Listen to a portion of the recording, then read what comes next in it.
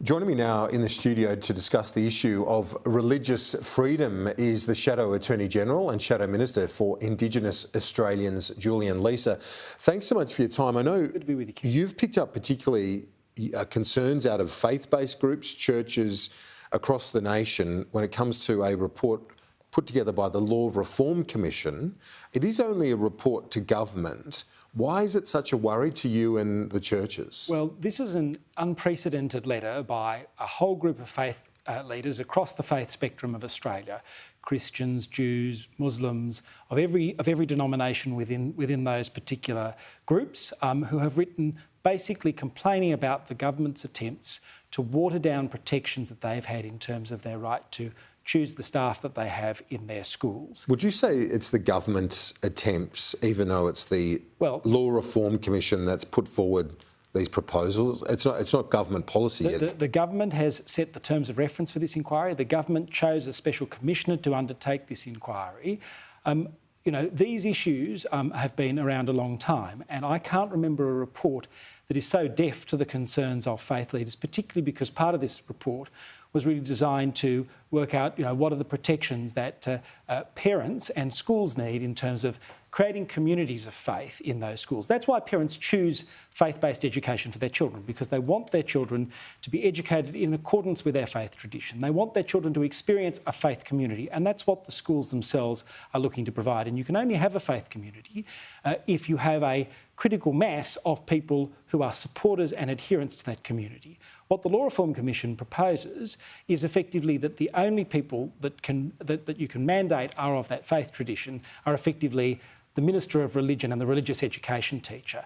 Now, you can't create a community of faith in a faith-based school. So the school, the Commission says if you've got a Catholic school or a Jewish school, Islamic school, you can only have the religion teacher and the minister of that faith having the requirement to be, say, a Jew, yes, Muslim or Christian, but no one else in the school. That is basically what they are saying in their report. And that's so what do you want to see from the government then? That's what I'd like to see the government set aside this inquiry, because it is so far from where the faith-based leaders are. It's why there's been this extraordinary letter that's come out. I can't remember an occasion where you've had a key group of stakeholders engaged in a process so early in the process be so definitive about the fact that the Law Reform Commission report is on the wrong track here.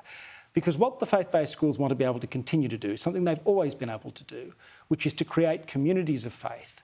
You only experience a community of faith if you're able to say that, all teachers, if you like, should be either adherents to or supporters of that faith tradition, because that's how you create a community. It's as important to have the English teacher or the maths teacher or other staff being adherents to or supporters of the faith tradition in order to give parents the sort of environment that they're wanting to sure, educate their children. But the Catholic Education Commission, Jacinta Collins, a former Labor senator, runs that commission now. She says in a statement that I've been sent today, she says it's an important tipping point for faith-based schools in Australia. We need to find a fair and reasonable balance to ensure staff and students are not discriminated against on the basis of sex, sexual orientation, gender identity, marital or relationship status, while enabling faith-based education institutions to continue to express their faith, identity, ethos and values. Do you believe that that balance can be achieved through legislation? Well, this is why you have an inquiry to look at these matters. What the faith leaders are saying very clearly in their letter today is that they're not seeking to discriminate against people on the basis of protected attributes of the sort that you read out there. What they're seeking to do is to be able to employ people, as they have always done, who are adherents or supporters of their faith tradition in order to create communities of practice. I had the privilege before I was a Member of Parliament of working in a Catholic institution. I'm a Jewish person, but I worked in a Catholic institution. And I supported that Catholic institution. Now, if at any point I'd been going around saying, well, look, I want to question the divinity of Jesus, I think it should be within the right of the Catholic institution to say, well, I don't think you belong here, you should move on. Similarly, if I was Catholic and I was saying that, I think they should be able to do that.